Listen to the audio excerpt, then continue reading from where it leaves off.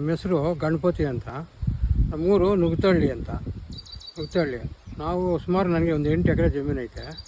ನಾನು ಒಂದು 25 ವರ್ಷ ಸುಮಾರು 25 ವರ್ಷದಿಂದ ವ್ಯವಸಾಯ ಮಾಡ್ತಾಯಿದ್ದೀನಿ. ಇವಾಗ ಮೊನ್ನೆ ಸೇವಂತಿಗೆ ಹಾಕಿದ್ದೆ, ಮಾರಿಗೋಲ್ಡ್ ಹಾಕಿದ್ದೆ ಮತ್ತು ಸುವರ್ಣ ಎಲ್ಲೋ 3 ಬೆಳೆಗಳು ಹಾಕಿದ್ದೆ. ಅದರಲ್ಲಿ ಒಂದು ಸೇವಂತಿಗೆಗೆ ನಾವು ಸೇವಂತಿಗೆ ಬೆಳೆಗೆ ಮುದ್ದು ಎಕೋ ಮ್ಯಾಜಿಕ್ಕು ಸ್ಪ್ರೇ ಮಾಡಿದ್ವಿ. ಅದು ಮೊಗ್ಗು ಸ್ಟೇಜ್ನಲ್ಲಿ ನಾವು ಅದನ್ನು ಸ್ಪ್ರೇ ಮಾಡಿದ್ರೆ ನನಗೆ ಒಂದು 70% ರಿಸಲ್ಟು ಚೆನ್ನಾಗಿ ಬಂತು.